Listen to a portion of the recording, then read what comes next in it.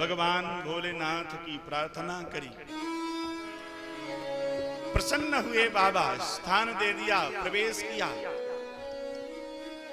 नारायण। और जब प्रवेश किया तो 5 पुत्र सोए हुए थे। पांडवों के 5 पुत्र सोए हुए थे। सोते हुए 5 पुत्रों के सर काटे।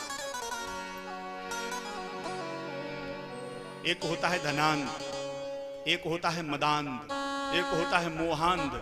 ये मोह में अंधा हो गया। चर्म चक्षुओं से अंधा अंधा नहीं होता है। कई ऐसे हैं उन्हें आत्मबोध रहता है, अंदर की आंख उनकी रहती तो चाहे जहां जाते आते हैं। लेकिन जो मद में अंधा होता है ना, वो सबसे विचित्र अंधा बताया गया, देखते हुए भी जिसे नहीं दिखता।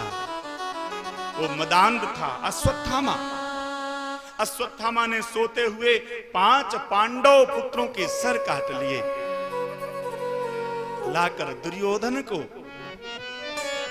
जिस समय कहा, मैं पांडवों के सर काट कर आपके सन्मुख समर्पित करता हूं, दुर्योधन ने कहा, मुझे भीम का सर दो। भीम के पुत्र का सर जिस समय हाथ में दिया दुर्योधन की वो बलिष्ठ भुजाएं दबाया, पके फल की तरह से फूट गया। अब तो दुर्योधन को बहुत कष्ट हुआ। मैं ये तो चाहता था कि पांडव न रहें। ये मैं नहीं चाहता था कि मेरे कुल में कोई दीपक जलाने वाला भी नहीं रहे। ऐसा नहीं कि दुर्योधन धर्म नहीं जानता है। दुर्योधन भगवान श्री कृष्ण के सन्मुख कहता है, जानामि धर्मम न च मे प्रवृत्ति। हे कृष्ण, मैं धर्म जानता हूं, लेकिन उसमें हमारी प्रवृत्ति नहीं है। जानामि अधर्मम ते मे प्रवृत्ति। मैं अधर्म को भी जानता हूं, लेकिन क्या करूं, मेरी अधर्म में ही प्रवृत्ति है। आज धर्म याद आया, कहता है, हमारे लिए कौन देगा तिलांजलि? तुमने तो हमारे कुल में कोई दीपक जलाने वाला भी नहीं रखा। अब पितृपक्ष में कौन हमारे लिए तर्पण करेगा? इसीलिए वंश वृद्धि होती है ना। हमारे पूर्वज प्रसन्न होते हैं जब देखो हमारा बालक कितना सुंदर कार्यक्रम कर रहा है। ऐसा आयोजन हमारे लिए वो कृतज्ञता व्यापित करते हैं अपने पूर्वजों के लिए। यहां अश्वत्थामा रो रहा है, आंखों से अश्रु प्रवाहित कर रहा है, और तब उसका प्राणांत हो गया। दुर्योधन का प्राणांत हुआ। अश्वत्थामा देख रहा है। अश्वत्थामा वहां से प्रायश्चित करने निकल पड़ा। पाप हुआ।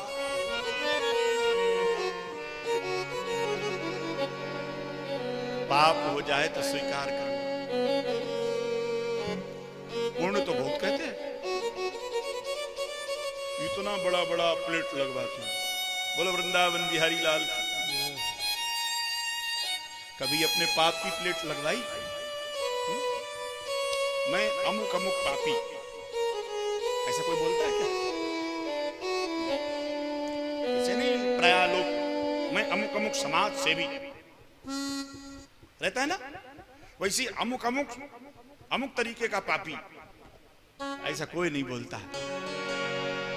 मीठा मीठा आप अच्छा हो जाए तो मैंने किया, गलत हो गया तो भगवान को दे दिया।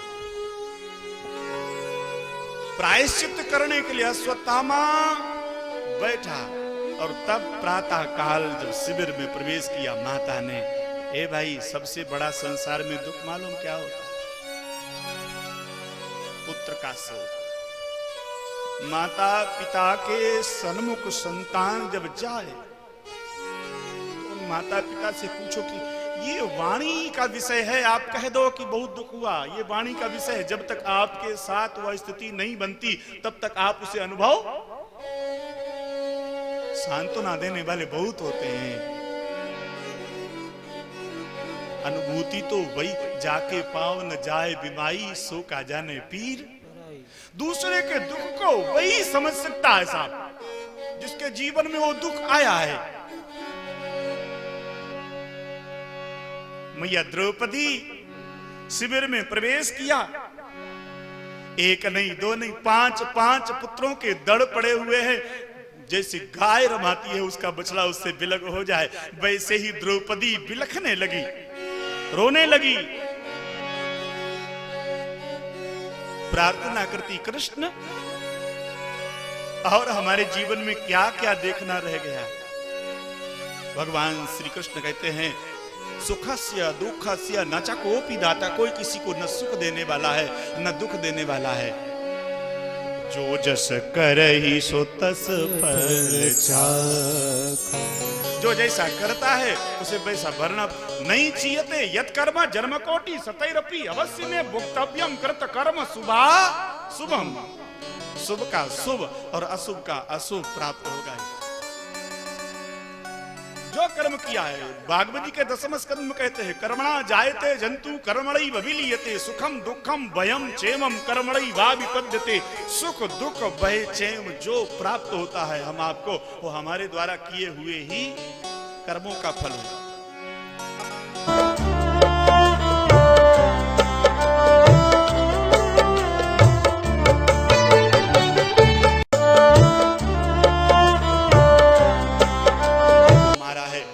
तेरे सन्मुख ला करके उपस्थित कर दूंगा, तू उसे दंडित करेगी। प्रतिज्ञा कर ली। भगवान श्री कृष्ण को साथ लेकर चले। अश्वत्थामा जहां था तपस्या कर रहा, अर्जुन के रथ की आवाज सुन करके यह उठा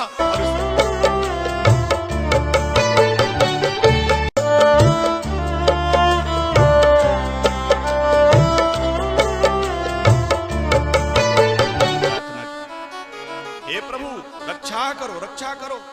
कृष्ण कृष्ण महाभाग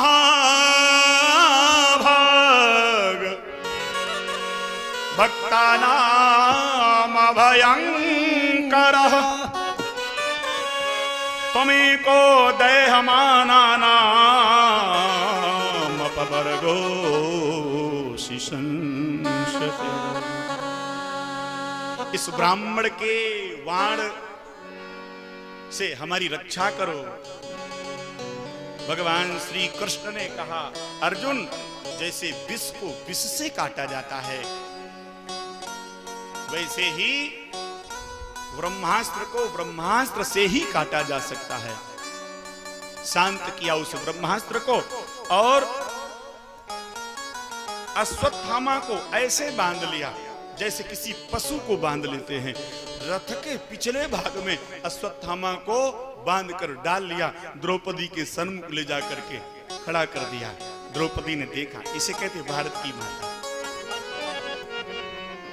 जैसे ही देखा उस मां ने, मां कहती है, देखो सरकार, ये हमारे भारत की परंपरा है, जिसके 5 पुत्रों को मार दिया है अश्वत्थामा ने, और वो मां एक क्षत्रियाणी क्या कह रही है, ये है क्षमता। मुच्यता मुच्यतामीश, अरे इन्हें छोड़ दो, ये है। द्रौपदी के वाक्य आप देखें, मुच्यता मुच्यतामीश ब्राह्मणो नितराम गुरु। अरे इन्हें छोड़ दो, ये बद के योग्य नहीं है, ये तो गुरु है। लज्जा नहीं आती? हे अर्जुन, तुमने इन्हें कैसे बांध लिया? अरे जिन द्रोणाचार्य जी महाराज ने श्रेष्ठ धनुर्धर बनाने के लिए तुम्हें क्या नहीं किया, और उन श्रेष्ठ द्रोणाचार्य जी महाराज जो तुम्हारे गुरु थे, उनके पुत्र को तुम इस प्रकार से बांध के लाए, तुम्हें लज्जा नहीं आती? गुरु के न रहने पर गुरु का प्रिय शिष्य या गुरु का पुत्र उसी सम्मान का अधिकारी होता है जो गुरु का सम्मान होता है। अरे ठाकुर जी महाराज की शिला चाहे छोटी हो चाहे बड़ी हो, वो तो पूज्य होती है। छोड़ दो। भगवान श्री कृष्ण कहते हैं, धन्य है द्रौपदी। आज अजात शत्रु द्रौपदी के लिए वाक्य लगाया। भीमसेन ने कहा नहीं नहीं मार दो, भगवान ने कहा मार दो, लेकिन मारना नहीं। मार दो लेकिन मारना नहीं। कुछ लोगों का मरना कैसे होता है, सम्मानित व्यक्ति हो और सम्मानित व्यक्ति को मारना हो तो कैसे मानेंगे। रामचरितमानस में दिया है, संभावित कहूं अपजस लाहू। अगर कोई सम्मानित व्यक्ति है और उसे आपको दंडित करना है तो कैसे करिएगा। जिनका प्रणाम हम जिनको प्रतिदिन करते हैं, जिनका सम्मान करते हैं, उनका सम्मान करना बंद कर दो तो उन सम्मानित का मान चला गया, माने वो खत्म हो गया। संभावित कहूं अपजस लाहू, मरण कोटि दुख दारुण दाहू। संभावित कहूं अपजस लाहू। प्रणाम करते थे, आज सामने से निकल गए तो उसका मुख कितना सा रह जाएगा। बोलो वृंदावन बिहारी लाल की। अपमानित कर दो,